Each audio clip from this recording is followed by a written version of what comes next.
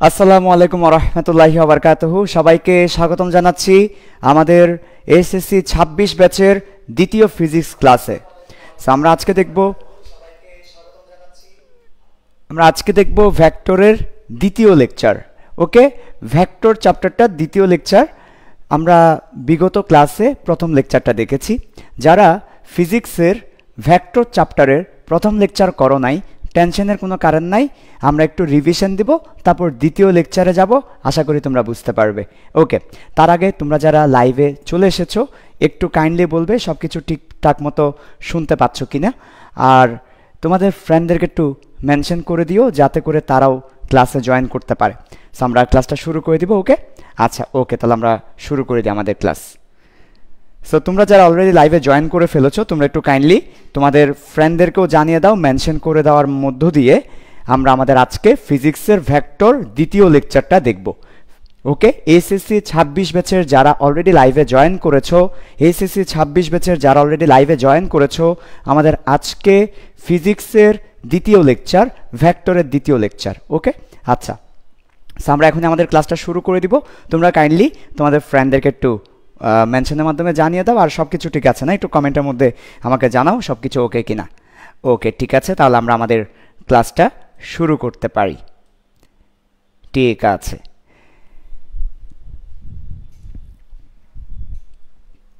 ওকে, আমরা শুরুর দিকে আমাদের প্রথম যে লেকচারটা নিয়েছিলাম ভেক্টর লেকচার 1 সেটা একটু রিভিশন দিব, তারপর আমরা লেকচার 2 শুরু করব যাতে করে আমাদের বিগত ক্লাসটা তোমাদের কাছে মনে পড়ে যায়। ঠিক আছে, ওকে, তাহলে শুরু করি। তাহলে চলো, সবার প্রথমে তোমাদেরকে বলেছিলাম আমাদের ভেক্টর চ্যাপ্টারে টোটাল 7টা টপিক আছে, 7 সিস্টার্স অথবা CR7। ভেক্টরে 7টা টপিক আছে। কয়টা টপিক আছে ভেক্টরে? 7টা টপিক আছে, এবং সেই 7টা টপিক লিখে দিয়েছিলাম টপিক ম্যাপ আকারে।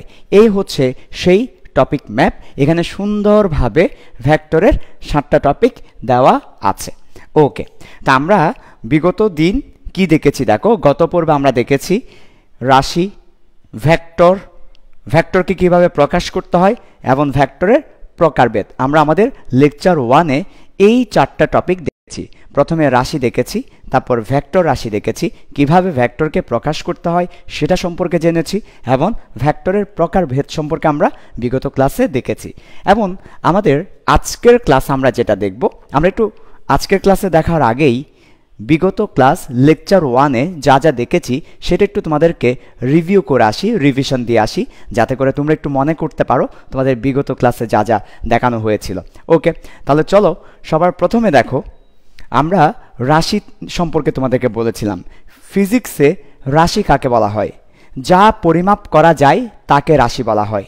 যেমন এই কলমের দৈর্ঘ্য পরিমাপ করা যায়, তাহলে দৈর্ঘ্য একটা রাশি। ভর পরিমাপ করা যায়, ভরকে মাপা যায়, ভর একটা রাশি।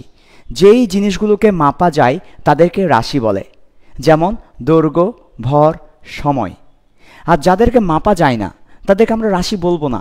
যেমন ধরো ভালোবাসা, রাগ, অভিমান, দুঃখ, আনন্দ, এই ব্যাপারগুলোকে আমরা মাপতে পারি না, কাজেই এগুলো ফিজিক্সের রাশি হবে না। যা মাপা যায় তা রাশি। রাশি কয় প্রকার? রাশি 2 প্রকার, স্কেলার রাশি, ভেক্টর রাশি। যাদেরকে প্রকাশ করার জন্য শুধু মান হলেই হয়, যেই সকল রাশিকে প্রকাশ করার জন্য শুধু মান প্রয়োজন, দিকের প্রয়োজন নেই, দিক বলার দরকার নেই, তাদেরকে আমরা বলি স্কেলার রাশি, আর যাদেরকে প্রকাশ করার জন্য মান এবং দিক বলে দিতে হয়, যাও তুমি যাও, যাও না তুমি যাও, কোথায় যাবে? উত্তর দিকে যাও, তুমি উত্তর দিকে। কোন দিকে? উত্তর দিকে। কতটুকু যাব? 10 মিটার যাও, তুমি উত্তর দিকে 10 মিটার যাও। তাহলে আমি বলে দিচ্ছি উত্তর দিকে 10 মিটার যাও। এই যে তোমার যে স্মরণ, সেই স্মরণটাতে আমি দিক বলে দিচ্ছি, মান বলে দিচ্ছি। তাহলে যেই সকল রাশি প্রকাশ করার জন্য মান এবং দিকের প্রয়োজন তারা ভেক্টর, আর যাদেরকে প্রকাশ করার জন্য শুধু মানের প্রয়োজন তারা স্কেলার রাশি। ওকে, আমরা এরপর বিগত ক্লাসে স্কেলার এবং ভেক্টর রাশির উদাহরণগুলো তোমাদেরকে দেখিয়েছিলাম। আমাদের পরীক্ষায় সবসময় আসে এ ধরনের 4টা উদাহরণ হচ্ছে তাপমাত্রা, চাপ, জড়তার ভ্রামক, ডাইভারজেন্স। এই 4টা স্কেলার রাশি বিগত ক্লাসে দেখিয়েছিলাম। আর ভেক্টর রাশির উদাহরণ হিসেবে সবসময় পরীক্ষায় আসে এই ধরনের ভেক্টর রাশি হচ্ছে বলের ভ্রামক, তারপর কৌণিক ভরবেগ, কেন্দ্রমুখী বল, গ্রেডিয়েন্ট, ডাইভারজেন্স। এই উদাহরণগুলো, ডাইভারজেন্স না, কার্ল, গ্রেডিয়েন্ট, কার্ল, এগুলো হচ্ছে ভেক্টর রাশি। এটা আমাদের বিগত দিন দেখিয়েছিলাম যে ভেক্টর রাশির উদাহরণ। ওকে, আচ্ছা, তারপর ভেক্টরকে আমরা টোটাল 5 ভাবে প্রকাশ করতে পারি, বোল্ড করে কিংবা উপরে তীর দিয়ে, উপরে দাগ দিয়ে বা নিচে দাগ দিয়ে অথবা মাথায় টুপি দিয়ে। এই ছিল ভেক্টর রাশির প্রকাশ। তারপর তোমাদেরকে ভেক্টর রাশির প্রকারভেদ পড়িয়েছিলাম। টোটাল 18 ধরনের ভেক্টর আছে। কত ধরনের? 18 ধরনের ভেক্টর আছে। কত ধরনের? 18 ধরনের ভেক্টর আছে। এই 18 ধরনের ভেক্টর থেকেই আমাদের পরীক্ষায় প্রশ্ন হয়। এই 18 ধরনের ভেক্টরই আমাদের জন্য ইম্পর্টেন্ট। এর মধ্যে আমরা বিগত ক্লাসে প্রথম 2টা প্রকার দেখেছি, নাল ভেক্টর এবং সঠিক ভেক্টর। আজকের ক্লাসে আমরা বাকি যে প্রকারভেদগুলো আছে এগুলো আমরা দেখব। তো চলো একটু দেখে আসি বিগত ক্লাসে যা দেখেছিলাম সেটা। নাল ভেক্টর, নাম শুনেই বুঝতে পারছো নাল শব্দের অর্থ শূন্য। নাল শব্দের অর্থ শূন্য। তাহলে নাল ভেক্টর বলতে আমরা শূন্য ভেক্টরকে বুঝাবো। নাল ভেক্টর বলতে আমরা শূন্য ভেক্টরকে বুঝাবো। তাহলে দেখো, যে ভেক্টরের মান শূন্য তাকে নাল ভেক্টর বলা হয়। যে ভেক্টরের মান শূন্য তাকে নাল ভেক্টর বলা হয়। এবং নাল ভেক্টর যেহেতু এটা একটা শূন্য ভেক্টর, এটার মান শূন্য, তাহলে এটা একটা বিন্দু। এটার কোনো, দেখো এমনি নর্মালি ভেক্টর দেখতে এমন, নর্মালি আমরা যদি ভেক্টরকে দেখতে চাই এটা হচ্ছে একটা ভেক্টর, কিন্তু নাল ভেক্টর বা শূন্য ভেক্টরের ক্ষেত্রে এই ধরনের থাকবে না। কেন? কারণ এটার মান শূন্য। শূন্য বলতে এটা একটা বিন্দু বুঝাবে। কি বুঝাবে? একটা বিন্দু বুঝাবে। একটা বিন্দু হচ্ছে একটা নাল ভেক্টর বা শূন্য ভেক্টর। এবং বিন্দুর ক্ষেত্রে দেখো, যেখানে বিন্দুটা শুরু সেখানেই বিন্দুটা শেষ। যেখানে শুরু সেখানেই শেষ, অর্থাৎ যেখানে শীর্ষবিন্দু সেখানে পাদবিন্দু। তাহলে নাল ভেক্টরের ক্ষেত্রে যেখানে শুরু সেখানেই শেষ। এরপর আমরা সঠিক ভেক্টরটা দেখেছিলাম। যে ভেক্টরের মান শূন্য নয়, মানে শূন্য ছাড়া অন্য যে কোনো কিছু হতে পারবে, এ ধরনের ভেক্টরকে বলা হয় সঠিক ভেক্টর। সঠিক ভেক্টর, সঠিক ভেক্টর। ওকে, ঠিক আছে। সো এই পর্যন্ত ছিল আমাদের বিগত ক্লাসের পড়াশোনা, এবং আজকের ক্লাস আমরা বাকি যে প্রকারভেদগুলো আছে এই প্রকারভেদগুলো আজকের ক্লাস আমরা দেখব। চলো, এরপর কি আছে দেখো। নাল ভেক্টর, সঠিক ভেক্টরের পরে 18 ধরনের ভেক্টরের মধ্যে 18 ধরনের ভেক্টরের মধ্যে 18 ধরনের ভেক্টরের মধ্যে তৃতীয় প্রকার কোনটা একটু দেখো তো। তৃতীয় প্রকার হচ্ছে সমান ভেক্টর। তাহলে আজকে আমরা সমান ভেক্টর দেখব, তারপর বিপরীত ভেক্টর, তারপর সদৃশ ভেক্টর, তারপর বিসদৃশ ভেক্টর, এরপর বিপ্রতীপ ভেক্টর। আমরা আজকে এই প্রকারগুলো দেখব একটা একটা করে, ঠিক আছে? ওকে, চলে আসো। আমরা দেখতে পাচ্ছি অলরেডি এই যে 4টা সমান ভেক্টর, বিপরীত ভেক্টর, সদৃশ ভেক্টর এবং বিসদৃশ ভেক্টর, এটা কিন্তু আমাদের জন্য একটু বেশ ভালোই ইম্পর্ট্যান্ট। ওকে, আচ্ছা। সো এই যে 4টা একসাথে দেখব, কারণ এই 4টা মোটামুটি সেম ধরনের। ওকে, তাহলে চলো একটা একটা করে দেখি। সবার প্রথমে আসো সমান ভেক্টর। আমরা এখন দেখব সমান ভেক্টর, তারপর বিপরীত ভেক্টর, তারপর সদৃশ ভেক্টর, তারপর বিসদৃশ ভেক্টর। ওকে, ঠিক আছে। তাহলে চলো আমরা একটু দেখি। তোমরা কি ঠিকঠাক মতো সব কিছু দেখতে পাচ্ছ তো না? এবং তোমাদের যদি কোনো প্রবলেম থাকে, কোনো প্রশ্ন থাকে, কমেন্টে আমাকে জানাবে। ওকে, আমি তোমাদের প্রশ্নের অ্যান্সার দেওয়ার চেষ্টা করব ইনশাল্লাহ, ঠিক আছে?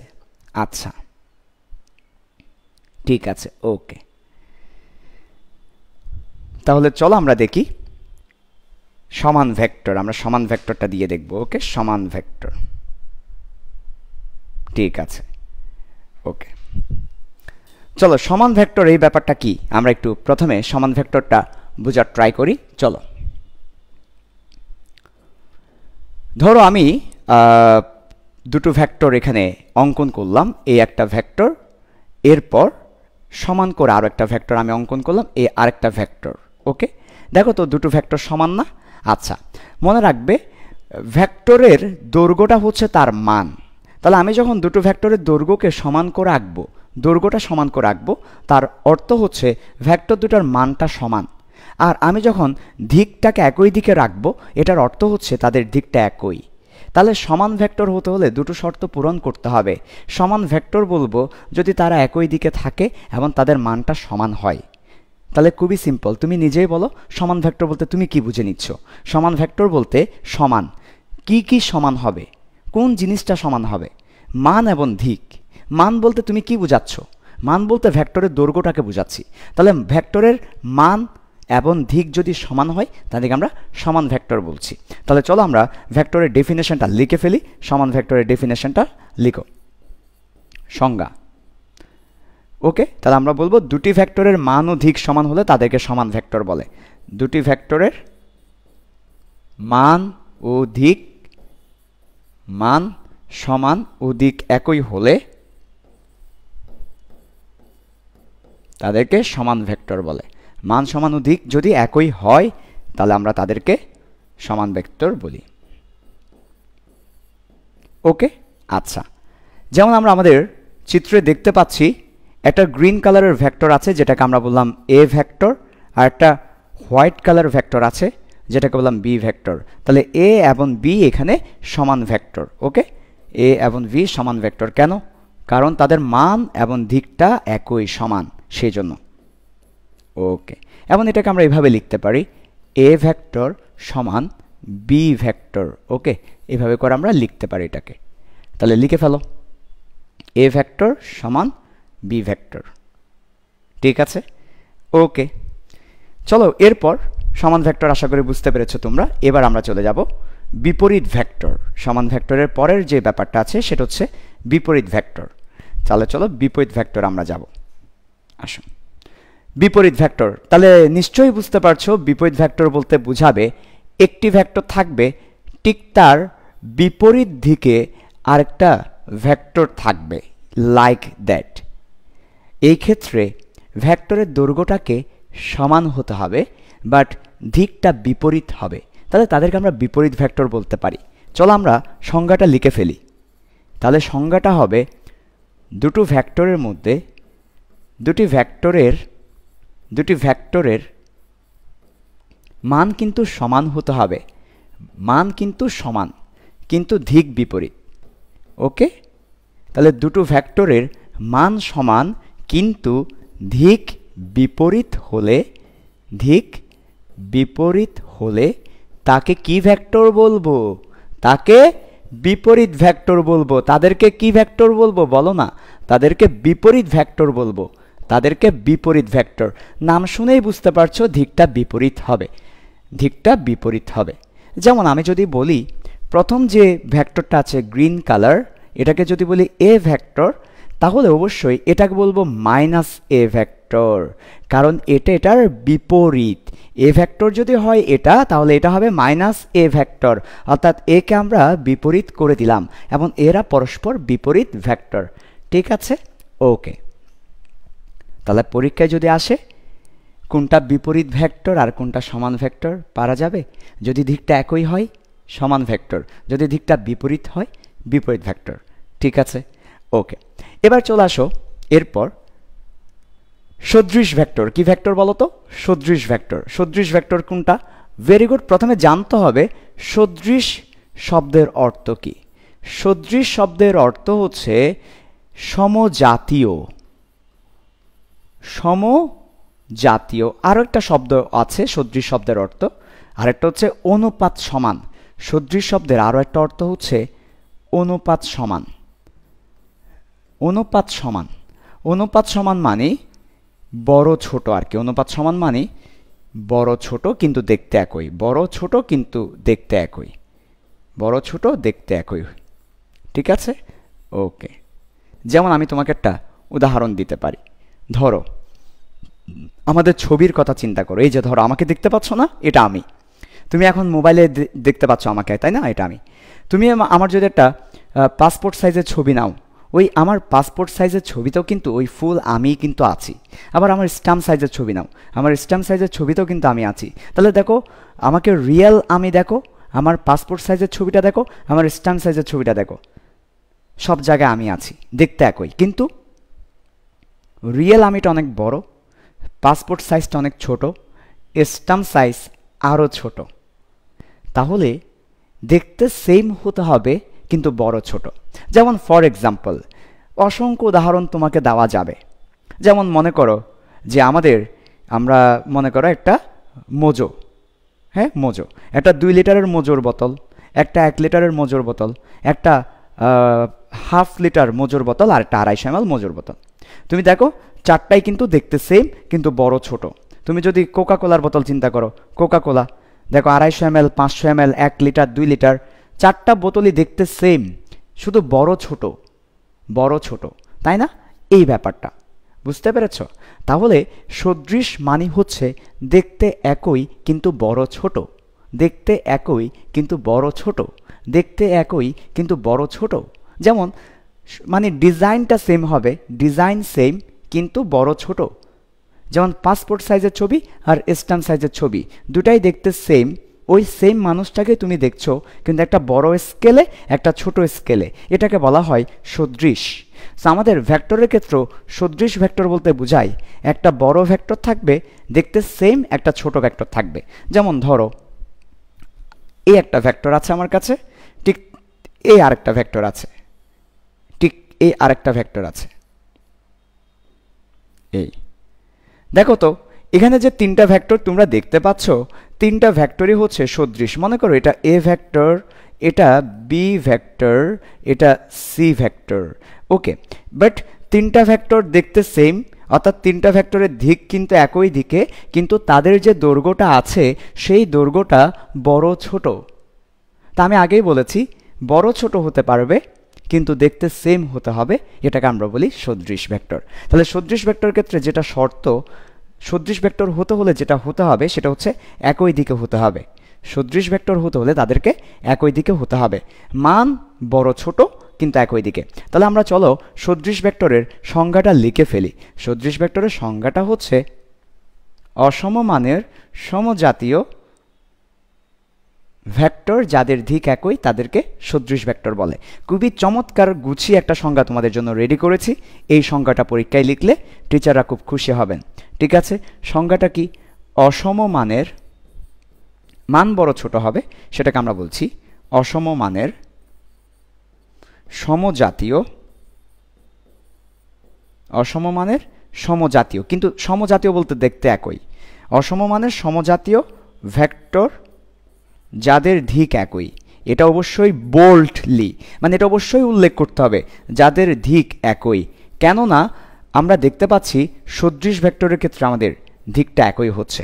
সো অসমমানের সমজাতীয় ভেক্টর যাদের দিক একই তাদেরকে সদৃশ ভেক্টর বলে, তাদেরকে সদৃশ ভেক্টর বলে, তাদেরকে সদৃশ ভেক্টর বলে। ইংলিশে বলা হয় সিমিলার ভেক্টর। সিমিলার শব্দের অর্থই বুঝতে পারছো যে সিমিলার, সিমিলার মানে তো সিমিলার, তাই না? হ্যাঁ, তাহলে অসমমানের সমজাতীয় ভেক্টর যাদের দিক একই তাদেরকে সদৃশ ভেক্টর বলে। এবং আমরা সেটার উদাহরণস্বরূপ তোমাদেরকে তিনটা চিত্র দিয়েছি, তিনটা চিত্রই দেখা যাচ্ছে একই দিকে কিন্তু তাদের মানটা বড় ছোট, কিন্তু দেখতে একই, শুধু বড় ছোট, এটাকে আমরা বলছি সদৃশ ভেক্টর। তাহলে সবাই একটু কাইন্ডলি লিখে ফেলো সদৃশ ভেক্টরের ডেফিনেশনটা, পরীক্ষায় কিন্তু আসে সদৃশ ভেক্টর কাকে বলে। ওকে, লিখে ফেলো। আর তোমাদের যদি কোনো প্রশ্ন থাকে অবশ্যই কমেন্টে প্রশ্নটা জানাবে, কারো প্রশ্ন থাকলে আমাকে জানাবে, ঠিক আছে? ওকে। হ্যাঁ, একজন একটা প্রশ্ন করেছে বিপরীত ভেক্টর থেকে, বিপরীত ভেক্টরের ক্ষেত্রে সবসময় কি 180 ডিগ্রি থাকে কিনা? অবশ্যই সবসময় 180 ডিগ্রি থাকবে। আচ্ছা, চলো আমরা এবার বিসদৃশ ভেক্টরে চলে যাই। তাহলে সদৃশ ভেক্টর যদি দেখতে একই হয় তাহলে বিসদৃশ ভেক্টর কি হবে?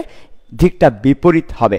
তাহলে সব কিছু ঠিকঠাক থাকবে, শুধু পার্থক্য হচ্ছে এই, একটা এই দিকে হবে আরেকটা এই দিকে হবে, বড় ছোট হবে, এটুকুই। তাহলে সদৃশ এবং বিসদৃশ ভেক্টর মধ্যে ডিফারেন্সটা হচ্ছে মানটা ভিন্ন হবে, দিকটা বিপরীত হবে। তাহলে এদেরকে আমরা বলবো বিসদৃশ ভেক্টর।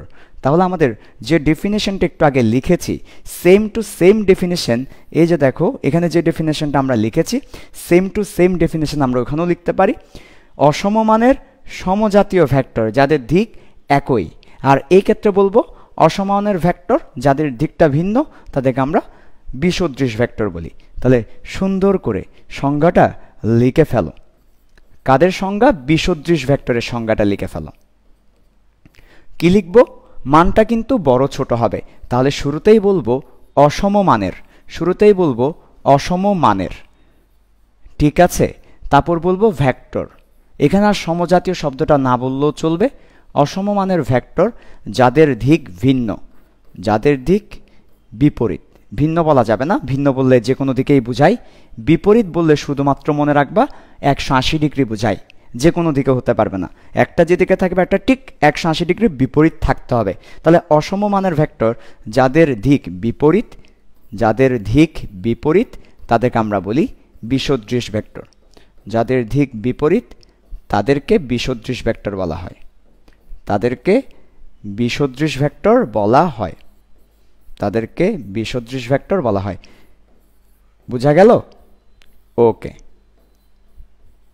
তোমরা যারা লাইভ ক্লাস করছো এসএসসি 26 ব্যাচের জন্য নেওয়া আমাদের এই লাইভ ক্লাসগুলো তোমরা অবশ্যই তোমাদের ফ্রেন্ডদেরকে জানিয়ে দিবে, ইনফর্ম করবে। কিভাবে? তোমাদের ফ্রেন্ডদেরকে কমেন্টে মেনশন করে দেওয়ার মধ্য দিয়ে, ঠিক আছে? এবং সম্ভব হলে তোমাদের স্কুল বা কলেজের বা ফ্রেন্ডদের যে গ্রুপ আছে সেই গ্রুপে ক্লাসটা লিঙ্কটা শেয়ার করে দিবে, যাতে করে পরবর্তীতে তারা এই ক্লাসটা করতে পারে, দেখতে পারে, জানতে পারে। আমাদের এই ফ্রি প্রোগ্রামের কথা তোমরা অবশ্যই অবশ্যই তোমাদের ফ্রেন্ডদেরকে ইনফর্ম করবে, ঠিক আছে? এবার আসো, এরপর হচ্ছে বিপ্রতীপ ভেক্টর। আচ্ছা, আমরা কিন্তু নাম্বারগুলো দিয়ে আসি নাই, তোমরা কাইন্ডলি একটু নাম্বারগুলো দিয়ে আসো। আমরা বিগত দিন 2 ধরনের ভেক্টর দেখেছি। আজকে আমরা দেখেছি 3 নাম্বার সমান ভেক্টর, 4 নাম্বার বিপরীত ভেক্টর, 5 নাম্বার সদৃশ ভেক্টর, 6 নাম্বার বিসদৃশ ভেক্টর। তাহলে আমরা অলরেডি 3, 4, 5, 6 দেখে ফেলেছি। এবার আমরা দেখব 7 নাম্বার বিপ্রতীপ ভেক্টর। বিপ্রতীপ ভেক্টরের ইংলিশ হচ্ছে ইনভার্স ভেক্টর। তাহলে নাম শুনেই বুঝতে পারছো বিপ্রতীপ শব্দের অর্থ ইনভার্স করে দেওয়া। কাউকে যদি আমরা উল্টিয়ে দিই সেটাকে আমরা বলি ইনভার্স, বাংলায় সেটাকে বলা হয় বিপ্রতীপ। তাহলে মনে করো আমার কাছে একটা গরু আছে, গরুকে যদি ইনভার্স করে দিই 1/গরু হবে, এটাকে বলা হবে গরুর বিপ্রতীপ। তাহলে গরুকে যদি আমরা বিপ্রতীপ করে ফেলি তাহলে হবে 1/গরু। তার মানে আমরা বুঝতে পেরেছি বিপ্রতীপ মানে ইনভার্স করা, কাউকে উল্টিয়ে দেওয়া, কাউকে উল্টিয়ে দেওয়া। বিপ্রতীপ শব্দের অর্থ কি? কাউকে উল্টিয়ে দেওয়া। বিপ্রতীপ বলতে কি বোঝাচ্ছে? কাউকে উল্টিয়ে দেওয়া। ওকে, ঠিক আছে। এবার আসো বিপ্রতীপ ভেক্টরটা আমরা একটু দেখব ব্যাপারটা কেমন। ধরো আমার কাছে একটা প্রথমে একটা বেসিক বিপ্রতীপ ভেক্টরের ক্ষেত্রে একটু উল্লেখ করে দিই। বেসিকটা হচ্ছে এখানে দিককে তো উল্টানো যায় না, মানে দিকটাকে তো আমরা ওইভাবে ওই অর্থে ইনভার্স করতে পারি না। আমরা যেটা করতে পারি সেটা হচ্ছে মানটাকে ইনভার্স করতে পারি। তাহলে বিপ্রতীপ ভেক্টরের ক্ষেত্রে শুধুমাত্র মানকে ইনভার্স করা হয়, দিক বরাবর থাকে। এটা একটা বেসিক। তাহলে লিখে ফেলো বিপ্রতীপ ভেক্টরের ক্ষেত্রে, বিপ্রতীপ ভেক্টরের ক্ষেত্রে, বিপ্রতীপ ভেক্টরের ক্ষেত্রে শুধুমাত্র মানকে ইনভার্স করা হয়, শুধুমাত্র মানকে ইনভার্স করা হয়, দিকটা বরাবর থাকে। শুধুমাত্র মানকে ইনভার্স করা হয়, ইনভার্স করা হয়, দিক কি থাকে? দিক বরাবর থাকে। ওকে, তাহলে এটা হচ্ছে আমাদের বেসিক, যে বিপ্রতীপ ভেক্টরের ক্ষেত্রে আমরা শুধু মানটাকে ইনভার্স করব, দিক কিন্তু বরাবর থাকবে। বিপ্রতীপ ভেক্টরের ডেফিনেশনটা কি বলবো? কোন একটা ভেক্টরের বিপ্রতীপ, কোন একটা ভেক্টরের মানের বিপ্রতীপ, মান বিশিষ্ট ভেক্টরকে বিপ্রতীপ ভেক্টর বলে। যদি কখনো আমাদের সংজ্ঞাটা লিখতে হয়, আমরা সংজ্ঞাটা এখানে লিখছি। সংজ্ঞাটা যদি কখনো আমাদেরকে জিজ্ঞেস করে আমরা বলবো কোন ভেক্টরের, ওকে, তাহলে আমরা বলবো কোন ভেক্টরের বিপ্রতীপ মান বিশিষ্ট ভেক্টরকে বিপ্রতীপ ভেক্টর বলে। বিপ্রতীপ মান বিশিষ্ট, বিপ্রতীপ মান বলতে ইনভার্স মান বোঝাচ্ছে। বিপ্রতীপ মান বিশিষ্ট ভেক্টরকে বিপ্রতীপ ভেক্টর বলে। ওকে, কোন ভেক্টরের বিপ্রতীপ মান বিশিষ্ট ভেক্টরকে বিপ্রতীপ ভেক্টর বলে। বোঝা গেল? ওকে, কোন ভেক্টরের বিপ্রতীপ মান বিশিষ্ট ভেক্টরকে বিপ্রতীপ ভেক্টর বলে। সো বিপ্রতীপ ভেক্টরের ক্ষেত্রে শুধুমাত্র মানটাকে ইনভার্স করা হবে, দিকটাকে না। চলো আমরা একটা এক্সাম্পলের মাধ্যমে এই ব্যাপারটা তোমাদেরকে বোঝানোর ট্রাই করি। ধরো আমার কাছে একটা ভেক্টর আছে এ ভেক্টর। ওকে, এখন এ ভেক্টর সমান আমি লিখেছি 5 তারপর দিয়েছি আই। জানো এই আই দ্বারা কি বোঝায়? ওকে আমি বলে দিচ্ছি। আই লেখার পরে মাথার উপরে দিয়েছি টুপি। এটাকে পড়া হবে, এটাকে প্রনাউন্স করা হবে আই ক্যাপ। আই ক্যাপ পড়া হবে। ক্যাপ মানে হচ্ছে টুপি। আচ্ছা, ক্যাপটা আমরা কি হিসেবে দিচ্ছি? দেখো ভেক্টরের উপর কিন্তু একটা দাগ দেওয়ার নিয়ম। ভেক্টর উপর একটা দাগ দিতে হয় যেটা ভেক্টর বোঝায়। কিন্তু যারা একক ভেক্টর অর্থাৎ যাদের মান 1, যাদেরকে বেসিক্যালি শুধু দিক বোঝাতে ব্যবহার করা হয়, যাদের মান 1, আমরা পরবর্তীতে তোমাদেরকে একক ভেক্টর নিয়ে আরও বিস্তারিত বলবো। আপাতত এইটুকু জেনে রেখো, যাদের মান 1, যারা শুধু দিক প্রদান করে তাদেরকে একক ভেক্টর বলে। এবং সেই একক ভেক্টরদেরকে ছোট হাতের অক্ষর দিয়ে লেখা হয় এবং মাথার উপর এভাবে একটা কোণা দিয়ে দেওয়া হয়।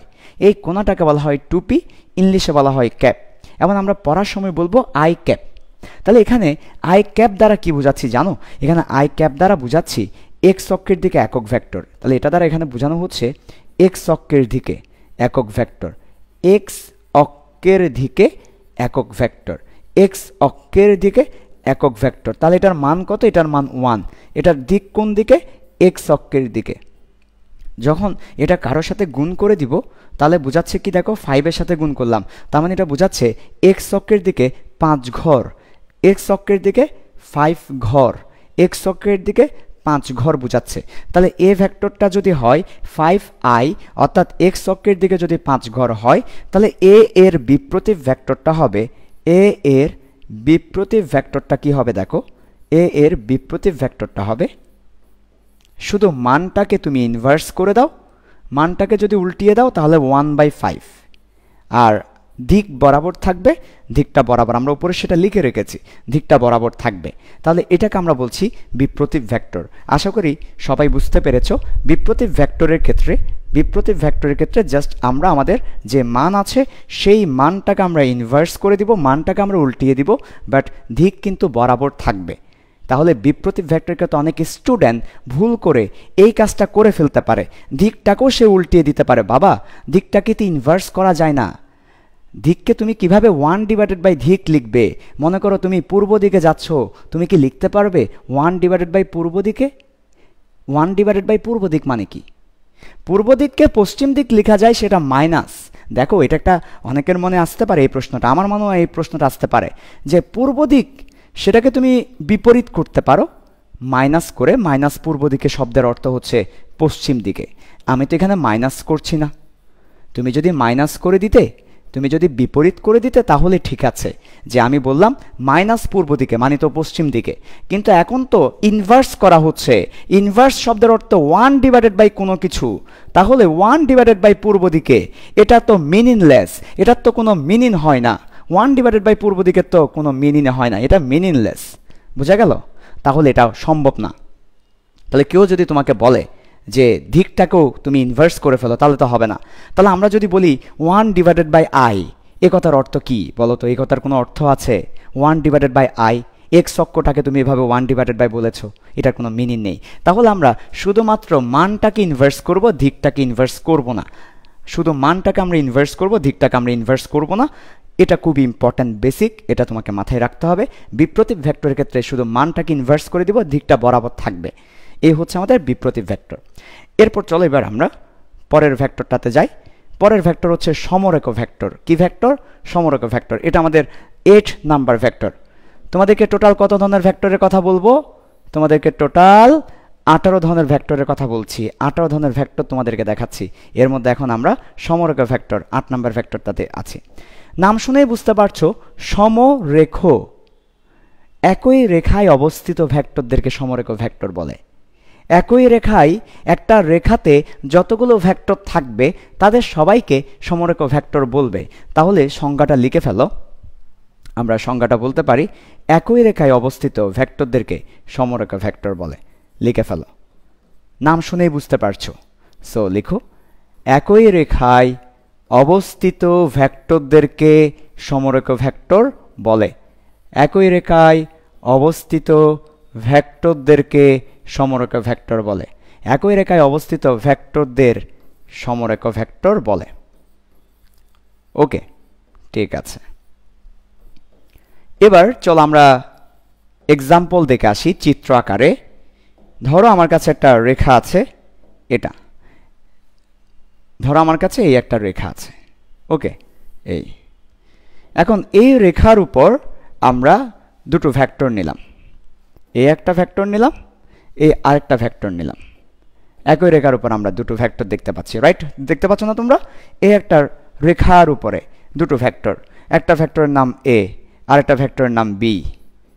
তাহলে এ এবং বি কে আমরা সমরেখ ভেক্টর বলতে পারি, যেহেতু তারা একই রেখার উপর অবস্থিত, অর্থাৎ তাদের ধারক রেখা একটা। ধারক রেখা বলতে যে রেখা তাদেরকে ধারণ করে আছে, যে রেখা তাদেরকে ধারণ করে আছে সেই ধারক রেখা কিন্তু একটা, কাজে এরা সমরেখ ভেক্টর। বোঝা গেল? ঠিক আছে, চলো এরপর যাই আমরা। 9 নাম্বার, সমপ্রারম্ভিক ভেক্টর ইজ ভেরি ইম্পর্ট্যান্ট। সমপ্রারম্ভিক ভেক্টর, তার আগে বলো নাম শুনে তুমি কি বুঝতে পারছো? সমপ্রারম্ভিক ভেক্টর বলতে বোঝাচ্ছে যে প্রারম্ভিক শব্দের অর্থ কি? প্রারম্ভিক, প্রারম্ভ মানে শুরু, প্রারম্ভিক মানে শুরু। তাহলে যে সকল ভেক্টর একই স্থান হতে শুরু হয়, একই বিন্দু হতে শুরু হয়, তাদেরকে সমপ্রারম্ভিক ভেক্টর বলে। তাহলে আমরা আগে তোমাদেরকে চিত্র এঁকে বুঝাই, তারপর সংজ্ঞাটা লিখে দিব। ধরো আমার কাছে একটা বিন্দু আছে, এই বিন্দু থেকে অনেকগুলো ভেক্টর শুরু হচ্ছে, এই একটা ভেক্টর, এরপর এই একটা ভেক্টর শুরু হচ্ছে, সবই কিন্তু একই বিন্দু থেকে শুরু হচ্ছে। দেখো, ওকে, সবে একই বিন্দু থেকে শুরু হচ্ছে। এরপর মনে করো এই আরেকটা ভেক্টর, সবাই একই বিন্দু থেকে শুরু হচ্ছে। মনে করো এই আরও একটা ভেক্টর, ওকে। আচ্ছা, সো আমরা দেখতে পাচ্ছি এখানে চারটা ভেক্টর আছে। মনে করো আকাশ, বাতাস, তারপরে কি চাঁদ, তারপরে কি ডি দিয়ে, আমি জানি না ডি, তোমরা বানাও ডি দিয়ে কি? আকাশ, বাতাস, চাঁদ, তাহলে ডি দিয়ে কি হবে আমি জানি না, ডি দিয়ে ঢিলা। ঠিক আছে, তো এই চারটা ভেক্টর দেখো, এরা সবাই কিন্তু ও বিন্দুতে শুরু, এদের শুরুটা কিন্তু ও বিন্দুতে। কোথায়? মনে করো এদের সবার শুরুটা হচ্ছে এই বিন্দুতে, ও।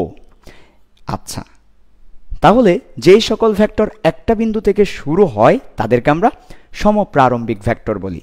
যেই সকল ভেক্টর একটা বিন্দু থেকে শুরু হয় তাদেরকে সমপ্রারম্ভিক ভেক্টর বলে। এখন আমরা আরেকটু সুন্দরভাবে এই কথাটা লিখব, তার আগে তোমাদেরকে একটু জানিয়ে দিই, সবাই একটু লক্ষ্য করো, একটা ভেক্টরের দুইটা অংশ আছে। প্রথমে হচ্ছে একটা মাথা, প্রথমে আমরা দেখতে পাচ্ছি ভেক্টরের মাথা, আর একটা হচ্ছে লেজ। দেখো, ভেক্টরের তীর চিহ্ন যেখানে থাকে, যেখানে ভেক্টরের তীর থাকবে সেটাকে বলি ভেক্টরের মাথা, আর যেখানে ভেক্টরের তীর থাকবে না সেটা ভেক্টরের লেজ। কিন্তু আমাদের বইয়ের ভাষায় যদি বলতে চাই, তাহলে এই মাথাকে বলা হয় শীর্ষবিন্দু, এই মাথাকে বলা হয় শীর্ষবিন্দু, আর এই যে লেজ এটাকে বলা হয় পাদবিন্দু, এই যে লেজ এটাকে বলা হয় পাদবিন্দু। তাহলে ভালো করে খেয়াল করো, একটা ভেক্টরের যে তীর চিহ্ন সেটা হচ্ছে ভেক্টরের মাথা, সেটাকে বলি ভেক্টরের শীর্ষবিন্দু। শীর্ষ মানে মাথা, শীর্ষবিন্দু। আর যেখানে ভেক্টরের তীর নেই সেটা ভেক্টরের পাদবিন্দু, পা। পাদবিন্দু শব্দের অর্থ পা। ইংলিশে যদি বলি এটা হচ্ছে টিপ, আর এটা হচ্ছে টেইল, এটা হচ্ছে টেইল। ওকে, তাহলে ভেক্টরের মাথা হচ্ছে শীর্ষবিন্দু, ভেক্টরের তীর যেখানে আছে, অ্যারো যেখানে আছে সেটা শীর্ষবিন্দু, আর যেখানে লেজ সেটা হচ্ছে পাদবিন্দু। এখন আমরা দেখতে পাচ্ছি যে এখানে সবগুলো ভেক্টরের পাদবিন্দু সেম, এটা হচ্ছে পাদবিন্দু, আর এই পাদবিন্দুটা সেম, সবগুলো ভেক্টরের পাদবিন্দুটা কিন্তু একই। তাহলে আমরা আমাদের যে সংজ্ঞা, আমাদের যে ডেফিনেশন, সেই ডেফিনেশনটাতে আমরা লিখব একই পাদবিন্দু বিশিষ্ট ভেক্টরদেরকে সমপ্রারম্ভিক ভেক্টর বলে। একই পাদবিন্দু বিশিষ্ট ভেক্টরদেরকে, অর্থাৎ যাদের পাদবিন্দু বা লেজ একই, তাদেরকে আমরা সমপ্রারম্ভিক ভেক্টর বলি। একই পাদবিন্দু বিশিষ্ট ভেক্টরদের সমপ্রারম্ভিক ভেক্টর বলা হয়। আশা করি মাই ডিয়ার স্টুডেন্টস তোমরা বুঝতে পেরেছ, সমপ্রারম্ভিক ভেক্টর বলে। ঠিক আছে, ওকে। সো কোন বিন্দুটা একই? পাদবিন্দু না শীর্ষবিন্দু? পাদবিন্দুটা একই। তাহলে একই পাদবিন্দু বিশিষ্ট ভেক্টরদেরকে, একই পাদবিন্দু বিশিষ্ট ভেক্টরদেরকে কি বলে? একই পাদবিন্দু বিশিষ্ট ভেক্টরদেরকে সমপ্রারম্ভিক ভেক্টর বলে, রাইট? ওকে, ঠিক আছে। আচ্ছা, এবার চলে আসো আমরা পরেরটাতে যাই। এরপর তাহলে আমাদের কত ধরনের ভেক্টর চলছে? 9 নাম্বার ভেক্টর। এবার হচ্ছে 10 নাম্বার, সীমাবদ্ধ ভেক্টর। ওকে, খুবই ভালো। সীমাবদ্ধ ভেক্টর, সীমাবদ্ধ ভেক্টরটা কি দেখো, ধরো আমার কাছে একটা ভেক্টর আছে, এই ভেক্টরকে যদি আমি চাই তাহলে আমি এটাকে বর্ধিত করতে পারি। যেমন আমি এই ভেক্টরটাকে এখন বর্ধিত করে ফেলবো, বর্ধিত কারণে এই বড় করে ফেললাম। তাহলে আমি এইটুকু অংশটা কি করেছি বলো তো? আমি ভেক্টরটাকে বর্ধিত করেছি। তো ভেক্টরকে যদি তুমি চাও বর্ধিত করতে পারো, অথবা সামনেও নিয়ে যেতে পারি। আমি চাইলে এই ভেক্টরটাকে আমরা কি করতে পারি? সরাতে পারি, মুভ করে, এভাবেও করতে পারি। তাহলে ভেক্টরটাকে তুমি চাইলে সামনে নিয়ে যেতে পারো অথবা বর্ধিত করতে পারো, এটা তুমি চাইলে করতে পারো। বর্ধিত করলে ভেক্টরের মানটা বেশি হবে, অথবা তুমি সামনে নিয়ে যেতে পারো। কিন্তু সীমাবদ্ধ ভেক্টর যারা আছে, সীমাবদ্ধ বলতে তাকে আবদ্ধ করে রেখেছি, তাকে আবদ্ধ করে রাখার কারণে সে সামনে যেতে পারবে না। তাহলে ব্যাপারটা কেমন দাঁড়ালো? ব্যাপারটা দাঁড়ালো, ধরো আমাদের সামনে একটা দেয়াল আছে, এখন তুমি সামনে যেতে চাচ্ছ, মনে করো সরণ ভেক্টর। তো সামনে দেয়াল থাকায় সামনে একটা বাধা আছে, সো এই যে বাধা, এই বাধার কারণে সামনে যেতে পারছে না। আবার মনে করো এই পাশে একটা দেয়াল আছে, এই পাশেও আসতে পারছে না, সো দুই পাশেই বাধা, কাজেই এই ভেক্টরটা একেবারে আবদ্ধ। এই আবদ্ধ হওয়ার কারণে এই ভেক্টরটাকে না আমরা বর্ধিত করতে পারবো, না আমরা সরাতে পারবো। তাহলে যে ভেক্টরকে সরানো যায় না, যে ভেক্টরকে বর্ধিত করা যায় না, যে ভেক্টরটা যেখানে আছে সেখানে ফিক্স করা আছে, সেটাকে আমরা সীমাবদ্ধ ভেক্টর বলি। তাহলে যে ভেক্টর স্থানান্তর করা যায় না বা বর্ধিত করা যায় না তাকে আমরা সীমাবদ্ধ ভেক্টর বলি। এই হচ্ছে ভেক্টরের সংজ্ঞা। তাহলে সংজ্ঞাটা লিখে ফেলো খুব সুন্দরভাবে। যে ভেক্টর স্থানান্তর বা বর্ধিত করা যায় না তাকে আমরা সীমাবদ্ধ ভেক্টর বলি। নাম শুনেই বুঝতে পারছো এটা আবদ্ধ। যে ভেক্টরকে বর্ধিত বা স্থানান্তর করা যায় না তাকে সীমাবদ্ধ ভেক্টর বলে। বোঝা গেল? আচ্ছা, সীমাবদ্ধ ভেক্টর বলে। ওকে, তাহলে সীমাবদ্ধ ভেক্টর বলতে এটা আবদ্ধ করা আছে, এটা আমরা স্থানান্তর করতে পারবো না বা বর্ধিত করতে পারবো না। এবার আসো সমতলীয় ভেক্টর। নাম শুনেই বুঝতে পারছো এটা 11 নাম্বার সমতলীয় ভেক্টর, এবং নাম শুনেই বুঝতে পারছো যে সমতলীয় ভেক্টর বলতে কি বোঝাচ্ছি। সবগুলো ভেক্টর একটা তলের উপরে থাকবে, একটা তলের উপর যদি সবগুলো ভেক্টর থাকে সেটা সমতলীয় ভেক্টর। তল বলতে কি বোঝাচ্ছি? একটা পৃষ্ঠ। ধরো তুমি যে খাতায় লিখছো সেই খাতা নাও, নিলাম তোমার খাতাটা নাও, তুমি এই যে একটা খাতা নিল তুমি, হ্যাঁ ধরো তুমি একটা খাতা নাও, নিয়েছো, এটা হচ্ছে ধরো তোমার খাতা। ওকে,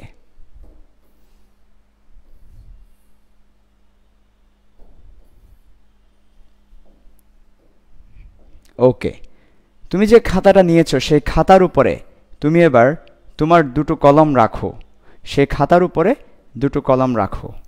এই যে তোমার খাতা। এখন এই খাতার উপর, এটা তোমার খাতা, এটার উপর তুমি মনে করো এটা তোমার খাতা এভাবে করে আছে। ওকে, এই এখন এই যে খাতা একটা তল আমরা দেখতে পাচ্ছি, এই তলের উপরে মনে করো তুমি দুটো ভেক্টরকে রেখেছো বা দুটো কলম রাখো। কলম একটা ভেক্টর হিসেবে কাজ করবে। ধরো আমি এদিকে করে একটা রাখলাম ভেক্টর, এরপর এদিকে করে আরেকটা রাখলাম, এটা আরেকটা ভেক্টর। এই তাহলে দেখো এই দুটা ভেক্টর আমরা দেখতে পাচ্ছি, একটা গ্রিন কালার আর একটা হচ্ছে পিঙ্ক কালার। গ্রিন এবং পিঙ্ক কালারের ভেক্টর দুটো একটা তলের উপরে অবস্থিত, একটা তলের উপর আছে, তাহলে তাদেরকে আমরা সমতলীয় ভেক্টর বলবো। কিন্তু যদি কেউ এই তলে লম্বভাবে থাকে তাকে কিন্তু আমরা সমতলীয় ভেক্টর বলতে পারবো না। কেউ যদি মনে করে এই তলে লম্বভাবে আছে, যেমন ফর এক্সাম্পল ধরো এই একটা ভেক্টর আমরা ড্র করলাম, এই ভেক্টরটা এই তলের লম্বভাবে আছে, তাহলে কিন্তু আমরা তাকে সমতলীয় ভেক্টর বলতে পারবো না, কারণ এটা ওই তলের উপর শুয়ে নাই, ওই তলের উপর অবস্থিত না, ওই তলের সাথে লাগানো অবস্থায় নেই, ওইটা তলের বাইরে লম্বভাবে আছে। তাহলে যারা একটা তলের উপর থাকবে, একটা তলের সাথে লেগে থাকবে, তাদেরকে আমরা বলবো সমতলীয় ভেক্টর। তাহলে একই তলে অবস্থিত ভেক্টরদেরকে কি বলে? একই তলে অবস্থিত ভেক্টরদেরকে সমতলীয় ভেক্টর বলে। তাহলে সংজ্ঞাটা লিখে ফেলো, একই তলে অবস্থিত ভেক্টরদেরকে সমতলীয় ভেক্টর বলে। ডেফিনেশনটা লিখো। চিত্র আঁকবে, ডেফিনেশন লিখবে, কারণ চিত্র তোমাকে বুঝতে সাহায্য করবে তুমি আসলে কি বোঝাতে চাচ্ছ। আর আরেকটা বিষয় মনে রাখবে, কোনো সংজ্ঞা মুখস্থ করতে যাবে না, ইভেন কোনো কিছুই মুখস্থ করতে যাবে না। আগে ব্যাপারটা বোঝার ট্রাই করো, কি হচ্ছে, ও আচ্ছা এটা হচ্ছে না, তারপর তুমি সেটা আয়ত্ত করো। মুখস্থ না, আয়ত্ত করো, মুখস্থ না, আত্মস্থ করো। বোঝাতে পেরেছি? এই যে দেখো, তুমি বুঝতে পেরেছো একটা তলের উপর যে ভেক্টরগুলো আছে তারা সমতলীয় ভেক্টর। তুমি এই কথাটাই লিখো, একই তলে অবস্থিত ভেক্টর দেখে সমতলীয় ভেক্টর বলে। মুখস্থ করার দরকার নাই। একই তলে অবস্থিত ভেক্টর দেখে সমতলীয় ভেক্টর বলে। একই তলে অবস্থিত ভেক্টরদেরকে সমতলীয় ভেক্টর বলে। একই তলে অবস্থিত ভেক্টরকে সমতলীয় ভেক্টর বলে। একই তলে অবস্থিত ভেক্টরকে সমতলীয় ভেক্টর বলে। ওকে, নাইস। এবার চলে আসো, তোমাদেরকে একটা সমতলীয় ভেক্টর থেকে ইম্পর্টেন্ট কনসেপ্ট পড়াই তোমাদেরকে। সেটা হচ্ছে আমাদের ত্রিমাত্রিক স্থানাঙ্ক ব্যবস্থায় তিনটা অক্ষ আছে। একটা এক্স অক্ষ, এরপর একটা হচ্ছে এক্স অক্ষ, এরপর হচ্ছে ওয়াই অক্ষ, আর একটা হচ্ছে জেড অক্ষ। আমরা তিনটা অক্ষই তোমাদেরকে এখানে এঁকে দেখালাম, দেখো। ওকে, আমি একটু নামগুলো দিচ্ছি। ধরো এটা হচ্ছে এক্স অক্ষ, তারপর এটা হচ্ছে আমাদের ওয়াই অক্ষ, আর এটা হচ্ছে আমাদের জেড অক্ষ। ওকে, আচ্ছা। এখন একটা ব্যাপার খেয়াল করো খুব ভালোভাবে। তিনটা অক্ষ আমাদের আছে, এক্স ওয়াই জেড। এদের মধ্যে যে কোনো একটা তল যদি গঠন করতে হয় তাহলে দুটো অক্ষ দরকার। যেমন আমি যদি বলি এক্স ওয়াই সমতল, এক্স ওয়াই সমতল বলতে বোঝাচ্ছে এক্স এবং ওয়াই অক্ষ থাকবে, এখানে জেড থাকবে না। তারপর মনে করো আমি বললাম যে ওয়াই জেড তল, ওয়াই জেড তলে এক্স থাকবে না। তাহলে আমরা যে একটা তল বলছি, একটা তল মানে দুইটা অক্ষ থাকবে। তো ভালো করে খেয়াল করো, আমি যখন তোমাকে বলবো তাহলে এক্স ওয়াই সমতল, এক্স ওয়াই সমতল, তাহলে এক্স ওয়াই সমতলে কে থাকবে না? এক্স ওয়াই সমতলে কিন্তু জেড থাকবে না, জেড থাকবে না। বোঝা গেল?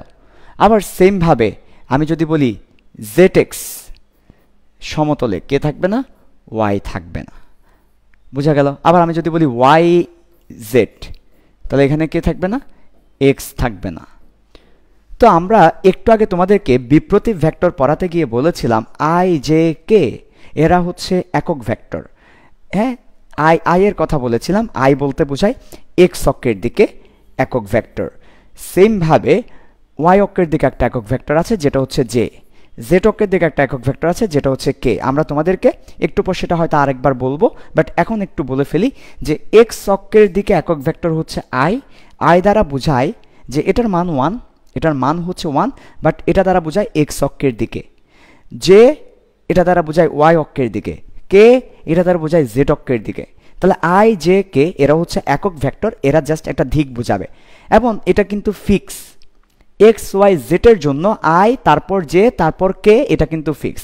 তুমি চাইলেও এক্স ওয়াই জেডের ক্ষেত্রে এটা তুমি চেঞ্জ করতে পারবে না, সিরিয়ালে আছে X Y Z I J K, X Y Z I J কে।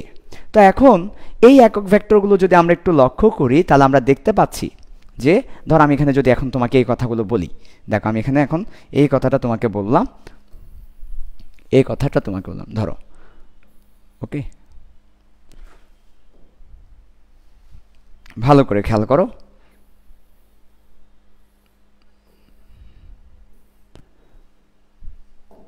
ওকে, এই যে এই ব্যাপারটা একটু লক্ষ্য করো, কি বলা হচ্ছে এক্স ওয়াই সমতলে জেড থাকবে না। তাহলে আমি যদি এখন তোমাকে সেম কথাটা বলি জেড থাকবে না মানে জেডের কোনো ভেক্টর থাকবে না, তাহলে জেড থাকবে না এই কথার অর্থ হচ্ছে এক্স ওয়াই তলে জেডের ভেক্টর কে থাকবে না, কে থাকবে না। সিমিলারলি ওয়াই জেড তলে কোন ভেক্টরটা দেখব না? ওয়াই জেড তলে ওয়াই এর যেটা সেটাকে দেখব, জেড যেটা সেটাকে দেখব, এক্স এর একক ভেক্টরকে দেখব না, কারণ এখানে এক্স নেই। তাহলে এক্স এর একক ভেক্টর আই, তাকে আমরা দেখব না, সে থাকবে না। সিমিলারলি আমার জেড এক্স তলে, জেড এক্স তলে আমরা কাকে দেখব না? আমরা ওয়াই এর একক ভেক্টর জে কে দেখব না। বোঝা গেল? সো এটা মাঝে মাঝে পরীক্ষায় প্রশ্ন আসে এবং স্টুডেন্টরা কি করবে না কি করবে, কি বুঝিয়েছে ধরতে পারে না।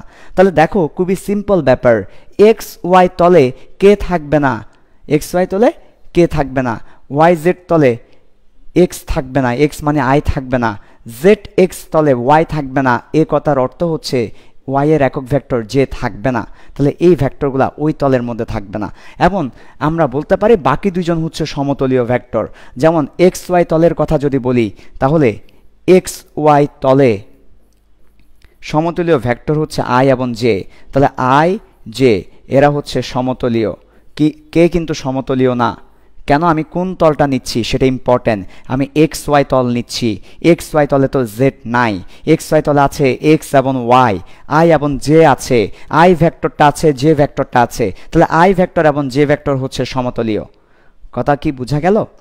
তাহলে আমি শুরু থেকে একটু ব্যাপারটা আরেকবার বলি, সবাই বুঝতে পেরেছো কিনা একটু দেখো, এই ব্যাপারটা ধরতে পেরেছো কিনা একটু দেখো, ব্যাপারটা বেশ ভালোই ইম্পর্টেন্ট। ওকে, আচ্ছা লক্ষ্য করো। প্রথমে আমি তোমাদেরকে বলেছি যে এক্স অক্ষের একক ভেক্টর হচ্ছে আই। আই যদি দেখো বুঝাবে এক্স অক্ষের দিকে, তারপর জে হচ্ছে ওয়াই অক্ষের দিকে, জেড হচ্ছে কে হচ্ছে জেড অক্ষের দিকে। তারপর আমি বলেছি এক্স ওয়াই তলে এক্স এবং ওয়াই যে তলটা আছে, আমরা জানি একটা তলে দুটো অক্ষ থাকে বা দুটো অক্ষ মিলে একটা তল হয়। তিনটা অক্ষ একসাথে থাকতে পারে না, একটা তলে তিনটা অক্ষ একসাথে থাকতে পারে না, কারণ প্রত্যেকের সাথে 90 ডিগ্রিতে আছে। ওকে, তাহলে এক্স ওয়াই সমতলে জেড থাকবে না। জেড না থাকার অর্থ হচ্ছে জেডের একক ভেক্টর থাকবে না, তার মানে এক্স ওয়াই সমতলে কে থাকবে না। তারপর জেড এক্স সমতলে ওয়াই থাকবে না, মানে জেড এক্স সমতলে জে থাকবে না। তারপর ওয়াই জেড সমতলে আই থাকবে না, এক্স থাকবে না। থাকবে কারা? বাকি দুইজন, যার সমতল তারা থাকবে। যেমন এক্স ওয়াই সমতল, তাহলে এক্স এবং ওয়াই থাকবে এবং তারা এক সমতলে থাকবে, তাহলে এটা হচ্ছে সমতলীয় ভেক্টর। যেমন এক্স ওয়াই তলে আই এবং জে হচ্ছে সমতলীয় ভেক্টর। তাহলে তোমরা বলো তো দেখি, তোমরা পারো কিনা দেখে বলো তো, ওয়াই জেড তলে সমতলীয় ভেক্টর কে কে? সমতলীয় ভেক্টর হচ্ছে জে এবং কে, এরা হচ্ছে সমতলীয় ভেক্টর, কারণ যাদের তল তারাই থাকবে। বুঝা গেল? এই তো। সো পরীক্ষা আসলে সমতলীয় ভেক্টর আমরা ক্যান্সার করতে পারবো ইনশাল্লাহ। ওকে, কারো কোনো প্রশ্ন থাকলে অবশ্যই কমেন্টের মধ্যে বলবে, আমি তোমাদের রিপ্লাইটা দেওয়ার ট্রাই করব। ওকে, তোমাদের কারো প্রশ্ন নেই কমেন্টের মধ্যে? আর প্রশ্ন না থাকলেও মাঝে মাঝে বলবে ভাইয়া বুঝতে পেরেছি, খুব ভালো বুঝতে পেরেছি। হ্যাঁ, বুঝতে পারলেও বলবে বুঝতে পেরেছি, আর না পারলে তো প্রশ্ন করবেই। ওকে, কমেন্টের মধ্যে অলওয়েজ একটু অ্যাক্টিভ থাকতে হবে, যাতে করে আমি বুঝতে পারি যে না তোমরা আছো। কমেন্টের মধ্যে মাঝে মাঝে আমাকে জানিয়ে দিবে যে তোমরা আছো কিনা। ওকে, ঠিক আছে। আচ্ছা, এবার চলে আসো আমাদের সমতলীয় ভেক্টর গেল। সমতলীয় ভেক্টর ছিল আমাদের 11তম ভেক্টর। এরপর আমরা আরেকটু সামনের দিকে যাই, চলো। এরপর হচ্ছে খুবই চমৎকার দুটো ভেক্টর আছে, একটা হচ্ছে পোলার ভেক্টর আর একটা হচ্ছে অক্ষীয় ভেক্টর। এটা হচ্ছে 12 নম্বর পোলার ভেক্টর। সো ভালো করে খেয়াল করো, আমরা এখন পোলার ভেক্টর দেখব, এবং পোলার ভেক্টরের একটা কিন্তু ভাই আছে। পোলার ভেক্টরের একটা ভাই হচ্ছে 13 নম্বর অক্ষীয় ভেক্টর। সো দেখো, একটা হচ্ছে পোলার ভেক্টর আর একটা তার ভাই অক্ষীয় ভেক্টর, এই যে অক্ষীয় ভেক্টর। সো দুটাই আমরা একসাথে দেখব। প্রথমে আসো পোলার ভেক্টর ব্যাপারটা কি। পোলার ভেক্টর ব্যাপারটা হচ্ছে একটা পোল থেকে সোজা আরেকটা পোলের দিকে যে ভেক্টর যায় তাকে পোলার ভেক্টর বলে। তাহলে এখানে একটা পোল আছে, এই পোল থেকে সোজা আরেকটা পোলের দিকে যে ভেক্টর যায়, যে ভেক্টর কাজ করে, তাকে আমরা পোলার ভেক্টর বলি। এই যেটা হচ্ছে পোলার ভেক্টর। ভাইয়া পোল বলতে কি বোঝাচ্ছেন? ধরো তুমি যদি আমাকে বলো যে পজিটিভ চার্জ যদি হয় একটা পোল, নেগেটিভ চার্জ যদি হয় আরেকটা পোল, এই পজিটিভ চার্জ থেকে নেগেটিভ চার্জের দিকে যেই ভেক্টর সেটা পোলার ভেক্টর।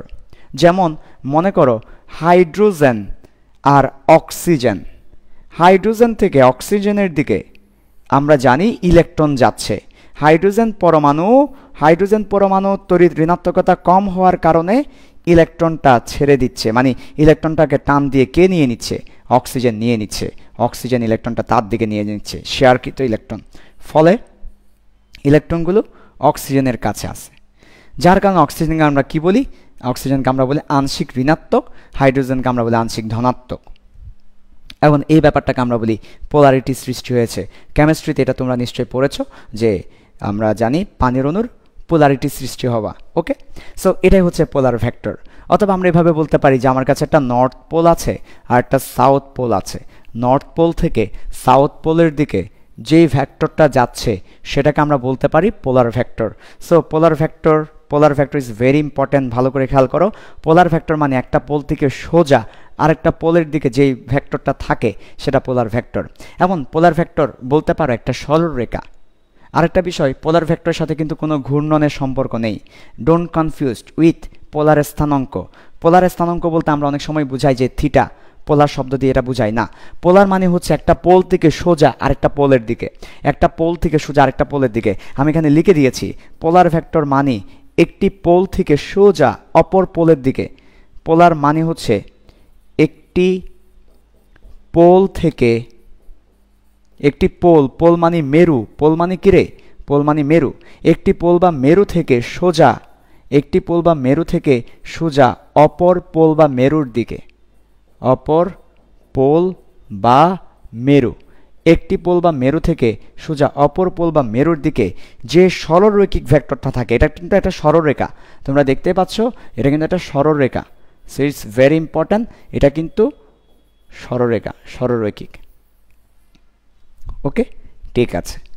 সো একটি পোল থেকে সোজা অপর পোলের দিকে যে ভেক্টরটা থাকবে সেটা হচ্ছে পোলার ভেক্টর। আচ্ছা, সো পোলার ভেক্টরের সংজ্ঞাটা কি লিখব আর পোলার ভেক্টর উদাহরণগুলো বা কী হবে? পোলার ভেক্টর ডেফিনেশনটা আমরা লিখব যে ভেক্টরটা সরলরৈখিক এবং যেটার সাথে ঘূর্ণনের কোনো সম্পর্ক নাই। আমাদের বইয়ে লেখা আছে যেই ভেক্টরের সাথে ঘূর্ণনের কোনো সম্পর্ক নেই তাকে পোলার ভেক্টর বলে। কাজে আমরা আমাদের বইয়ের সংজ্ঞাটাই লিখব, যেহেতু আমাদের পরীক্ষায় টিচাররা বইকে বেস করে তোমাদের খাতা খাটবে, বইয়ের সংজ্ঞাটা লেখো। আমরা দেখতে পাচ্ছি পোলার ভেক্টরটা সরলরৈখিক এবং এর সাথে কোনো ঘূর্ণনের সম্পর্ক নাই। তাহলে সংজ্ঞাটা লেখো, সংজ্ঞা। ওকে, যে ভেক্টর সরলরৈখিক এবং যার সাথে ঘূর্ণনের সম্পর্ক নেই, যে ভেক্টর সরলরৈখিক এবং যার সাথে ঘূর্ণনের কোনো সম্পর্ক নেই তাকে পোলার ভেক্টর বলে।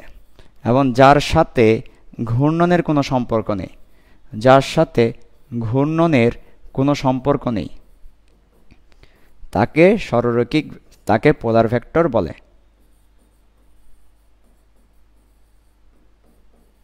ঠিক পরীক্ষায় আসলে এই ডেফিনেশনটা লিখে দিবে, যে ভেক্টর সরলরৈখিক এবং যার সাথে ঘূর্ণনের কোনো সম্পর্ক নেই তাকে পোলার ভেক্টর বলে। ঠিক আছে, পারা যাবে? ওকে, লিখে ফেলো সবাই। সো যে ভেক্টর সরলরৈখিক একটা পোল থেকে সোজা অপর পোলের দিকে থাকবে এবং যেই ভেক্টরটার সাথে ঘূর্ণনের কোনো সম্পর্ক নেই তাকে আমরা পোলার ভেক্টর বলবো, তাকে আমরা পোলার ভেক্টর বলবো। ওকে, পারা যাবে? ঠিক আছে, এবার চলে আসো পোলার ভেক্টরের উদাহরণ দেখি আমরা। পোলার ভেক্টরের উদাহরণ আমরা দেখতে পাচ্ছি রৈখিক সরণ। রৈখিক সরণ কিন্তু একটা ভেক্টর। কোন ধরনের ভেক্টর? পোলার ভেক্টর। কেন? কারণ রৈখিক সরণ বলতে যেটা বোঝায় যে একটা বিন্দু থেকে শুরু করে অপর বিন্দুর দিকে আমরা যাচ্ছি। ধরো সরণ বলতেই তো এটাই বোঝায় যে একটা বিন্দু থেকে সোজা অপর দিকে যাচ্ছি, সেটা একটা আমাদের পোলার ভেক্টর। এটা এমনও হতে পারে এই যে এই বিন্দু থেকে ওই দিকে যাচ্ছি, এটাও মোট কথা সরল রেখা হতে হবে, সেটা হচ্ছে পোলার ভেক্টর। এরপর রৈখিক বেগ, সেমভাবে বেগ একটা ভেক্টর। রৈখিক বেগের কথা বলা হচ্ছে, অর্থাৎ একটা রেখা বরাবর যে বেগটা থাকবে সেটাও কিন্তু পোলার ভেক্টর। সেমভাবে রৈখিক ত্বরণের কথা বলা হচ্ছে, রৈখিক ভরবেগের কথা বলা হচ্ছে। খুবই চমৎকার একটা ব্যাপার লক্ষ্য করো, প্রত্যেকটা শব্দেই রৈখিক আছে, রৈখিক আছে, রৈখিক আছে। সো রৈখিক সরণ, রৈখিক বেগ, রৈখিক ত্বরণ, রৈখিক ভরবেগ, রৈখিক গরু, রৈখিক হাতি, রৈখিক ছাগল, রৈখিক যা যা আছে সব কিছুই ভেক্টর। কী ধরনের ভেক্টর? পোলার ভেক্টর। রৈখিক শব্দটা থাকলেই পোলার ভেক্টর। কেননা আমাদের ডেফিনেশনটা খেয়াল করো, আমাদের ডেফিনেশনেই লেখা আছে যে ভেক্টর সরলরৈখিক এবং যার সাথে কিসের সম্পর্ক নেই? ঘূর্ণনের কোনো সম্পর্ক নেই, সেটা হচ্ছে পোলার ভেক্টর। যার সাথে ঘূর্ণনের কোনো সম্পর্ক নেই সেটা হচ্ছে পোলার ভেক্টর। ওকে, তাহলে রৈখিক থাকলেই সেটা হবে পোলার ভেক্টর। এরপর এবার চলো পোলার ভেক্টরের ভাইয়ের কাছে যাব। পোলার ভেক্টর, ও একটা বাকি আছে, বল। বল আমরা কিন্তু কাউকে ঘুষি মারি সোজা, তাহলে কাউকে সোজা ঘুষি মারা মানে বলটা সোজাভাবে দিচ্ছি, রৈখিক বল, একদম সরলরেখা বরাবর বল প্রয়োগ করছি, তাই এটাও আমাদের পোলার ভেক্টর। সো এরপর আসো এবার অক্ষীয় ভেক্টর। অক্ষীয় ভেক্টর যেটা, সেটা একটু বোঝা লাগবে তোমাদের। অক্ষীয় ভেক্টরটা যদি ভালোভাবে না বোঝা হবে না। It's very very important. অক্ষীয় ভেক্টরটা খুবই ইম্পর্টেন্ট। ভালো করে খেয়াল করো, ভেরি ভেরি ইম্পর্টেন্ট। অক্ষীয় ভেক্টর, অক্ষীয় ভেক্টরটা কি? অক্ষীয় ভেক্টরটা কিভাবে বোঝানো যায় দেখো ভালো করে। ধরো অক্ষীয় ভেক্টর বুঝতে হলে সবার প্রথমে তোমাদেরকে ফ্লেমিনের ডান হস্তনীতি বুঝতে হবে, যেটা ক্লাস 9-10-এ চৌম্বক চ্যাপ্টারে ছিল। বিজ্ঞানী ফ্লেমিনের ডান হস্তনীতি। সো আমরা একটু এটা বোঝার ট্রাই করি, বিজ্ঞানী ফ্লেমিনের ডান হস্তনীতিটা কি। চলো, বিজ্ঞানী ফ্লেমিনের ডান হস্তনীতি আমাদেরকে বলছে, ধরো ডান হাত নাও, সবাই আমার মতো ডান হাত নাও, নিয়েছো? ডান হাত, ডান হাত, ডান হাত নেওয়ার পর 4টা আঙ্গুল নাও, বৃদ্ধাঙ্গুলি বাদ দিয়ে 4টা আঙ্গুল নাও। এই 4টা আঙ্গুলকে তুমি ঘোরাও, 4টা আঙ্গুলকে ঘোরাও। সো 4টা আঙ্গুলকে ঘোরালে 4টা আঙ্গুল যেদিকে ঘুরবে, 4টা আঙ্গুল যদি ঘূর্ণন হয় তাহলে ঘূর্ণনের দিক হবে, সেটা হবে আমার এই বৃদ্ধাঙ্গুলি যেদিকে দেখায় সেটা। মনে করো একটা বস্তু এইভাবে করে ঘুরছে, মনে করো এইভাবে করে ঘুরছে, তোমাদের খাতায় এঁকে ফেলো, একটা বস্তু মনে করো এইভাবে করে ঘুরছে, এইভাবে। ওকে, ঠিক আছে, একটা বস্তু এইভাবে করে ঘুরছে।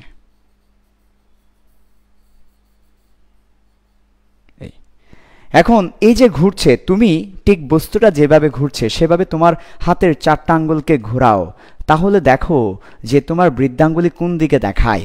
তুমি আগে তোমার খাতায় এই চিত্রটা এঁকে ফেলো। তোমার খাতা কিন্তু আমার বোর্ডের মতো না, তোমার খাতা কিন্তু ভূমিতে আছে, টেবিলের উপর আছে। ওই টেবিলের উপর তুমি এভাবে একটা গুল্লা আঁকো, ওই খাতার উপর গুল্লা আঁকার পর একটা তীর দাও, আমি যেভাবে দিয়েছি। দেওয়ার পর তোমার খাতা দেখো, তোমার আঙ্গুলগুলাকে ওই তীরের দিকে ঘোরাও, তাহলে দেখো বৃদ্ধাঙ্গুলি উপরের দিকে দেখায়। তোমার দেখো খাতার উপরে বৃদ্ধাঙ্গুলি উপরের দিকে দেখায়। উপরের দিকে দেখানোর অর্থ হচ্ছে যে আমাদের ঘূর্ণনের দিকটা উপরের দিকে। তার মানে এই যে দেখো, কোন একটা বস্তু বৃত্তাকারে ঘুরলে 4টা আঙ্গুল যদি ঘূর্ণনের দিক হয়, বৃদ্ধাঙ্গুলি হবে, 4টা আঙ্গুল যদি ঘূর্ণনের দিক হয়, বৃদ্ধাঙ্গুলি হবে ওই ভেক্টরের দিকটা, এবং এটাকে বলা হয় অক্ষীয় ভেক্টর। এই ভেক্টরটাকে বলা হয় অক্ষীয় ভেক্টর। তাহলে এটার নাম কি? এই হলুদ কালারের ভেক্টর, এটার নাম হচ্ছে অক্ষীয় ভেক্টর। সেটা হচ্ছে আমাদের অক্ষীয় ভেক্টর। তাহলে অক্ষীয় ভেক্টর কোনটা? অক্ষীয় ভেক্টর হচ্ছে কোনো বস্তু যদি ঘূর্ণনশীল হয় তবে সেই বস্তুর দিকটাকে বলা হচ্ছে অক্ষীয় ভেক্টর।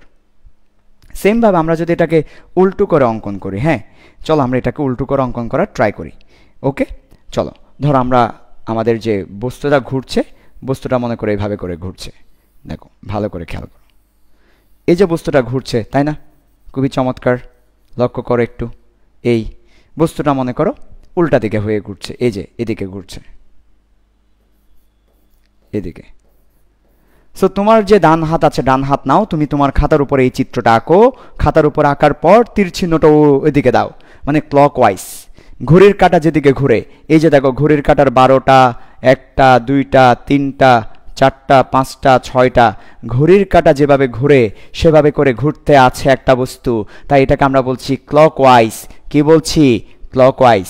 তাহলে একটা বস্তু ক্লকওয়াইজ ঘুরছে মনে করো, আর এটা কিন্তু ঘড়ির কাঁটার বিপরীত দিকে ঘুরছে। দেখো 6টা, 5টা, 4টা, 3টা, 2টা, 1টা, এই যে দেখো, তাহলে ঘড়ির কাঁটা যেদিকে ঘুরে তার বিপরীত দিকে ঘুরছে, তাই এটা হচ্ছে আমাদের অ্যান্টি ক্লকওয়াইজ। ওকে, সো দেখো ঘড়ির কাঁটার দিকে তোমার ডান হাতকে ঘোরাও, আবার বাম হাত ঘোরাতে যেও না, ডান হাতকে ঘড়ির কাঁটার দিকে ঘোরাও। দেখো তোমার ভেক্টরের দিকটা কোন দিকে, তোমার খাতার উপরে ঘোরাও, হাতটাকে একটু উল্টা করে নাও, উল্টা করে। এই যে নিচের দিকে বৃদ্ধাঙ্গুলি রেখে নাও, নিচের দিকে বৃদ্ধাঙ্গুলি রেখে হাতটা নাও, নিয়েছো, হাত নিয়েছো এভাবে, হাত এভাবে নেওয়ার পরে ঘোরাও ঘড়ির কাঁটার দিকে। তাহলে এই যে এভাবে করে ঘোরাও, এভাবে করে ঘোরালে দেখো বৃদ্ধাঙ্গুলি নিচের দিকে দেখায়। বৃদ্ধাঙ্গুলি কোন দিকে দেখায়? নিচের দিকে। এ কথার অর্থ হচ্ছে আমার ভেক্টরের দিকটা নিচের দিকে, ভেক্টরের দিকটা নিচের দিকে। সেটা হচ্ছে আমাদের অক্ষীয় ভেক্টর। সো অক্ষীয় ভেক্টর বলতে আমরা বুঝাচ্ছি কোন একটা বস্তু ঘুরলে তার ঘূর্ণনের দিক, এবং সেটা কিভাবে পাবো? ডান হস্তনীতি দিয়ে। ডান হস্তনীতি কি বলে? হাতের 4টা আঙ্গুল যদি ঘোরার দিক হয়, বৃদ্ধাঙ্গুলি হবে ভেক্টরের দিক, বৃদ্ধাঙ্গুলি হবে অক্ষীয় ভেক্টরের দিক। অক্ষীয় ভেক্টর, অক্ষীয় ভেক্টর, অক্ষীয় ভেক্টর। ওকে, আচ্ছা সবাই এই চিত্রটা ঠিকঠাক মতো এঁকে নাও, অক্ষীয় ভেক্টরের দিক। ওকে, ঠিক আছে। চলো এবার আমরা অক্ষীয় ভেক্টরের সংজ্ঞাটা একটু তোমাদেরকে বলি। যে ভেক্টরের সাথে ঘূর্ণন সম্পর্কিত, অর্থাৎ ঘূর্ণন থাকলেই তো অক্ষীয় ভেক্টরটা আসে, তাহলে যে ভেক্টরের সাথে ঘূর্ণন সম্পর্কিত তাকে অক্ষীয় ভেক্টর বলে। এবং এটার বাস্তব উদাহরণ দেখবে। সবাই তোমাদের উপরে তাকাও, হ্যাঁ মাথার উপরে ফ্যান, ফ্যানের দিকে তাকাও সবাই, দেখো ফ্যান ঘুরছে আর ফ্যানের বাতাস নিচে দিচ্ছে। দেখো তোমাদের ফ্যানটা কিন্তু ডান হস্ত নিয়ম দিয়ে ঘুরছে। দেখো ফ্যান ঘুরছে তোমার ডান হাতের 4টা আঙ্গুল বরাবর, আর বাতাসটা দিচ্ছে নিচের দিকে। দেখো তুমি একটা কাজ করো, তোমার ডান হাত নাও, ডান হাত নাও, নেওয়ার পর বৃদ্ধাঙ্গুলি নিচের দিকে দাও, বৃদ্ধাঙ্গুলি নিচের দিকে দাও, কারণ ফ্যানের বাতাস নিচের দিকে, ফ্যানের বাতাস নিচের দিকে, বৃদ্ধাঙ্গুলি নিচের দিকে দাও, দিয়েছো, দেওয়ার পর হাতকে ঘোরাও। এবার তুমি ফ্যানটা অফ করো, ফ্যান অফ করে ফ্যানের পাকা দেখো কোন দিকে ঘুরছে, ফ্যানের পাকা তোমার বাকি 4টা আঙ্গুলের দিকে ঘুরছে। তাহলে ফ্যান ওই দিকে ঘুরছে দেখেই বাতাসটা নিচে দিচ্ছে। ফ্যান যদি উল্টা দিকে ঘুরতো, বাতাস উপরে দিত, তাহলে আমাদের ফ্যান ডান হস্ত নিয়ম মেনে চলে।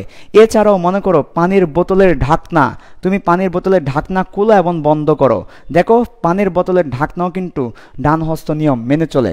আমার এখানে কি পানির বোতল আছে? না, আমার এখানে তো পানির বোতল নেই, না হলে তো দেখিয়ে দিতাম। আচ্ছা, আমার এখানে একটা চমৎকার জিনিস আছে, কি জানো? সেটা হচ্ছে স্ক্রু ড্রাইভার। আমি স্ক্রু ড্রাইভার দিয়েও তোমাদেরকে এই ব্যাপারটা বলতে পারি। এই যে দেখো স্ক্রু ড্রাইভার কি করে জানো?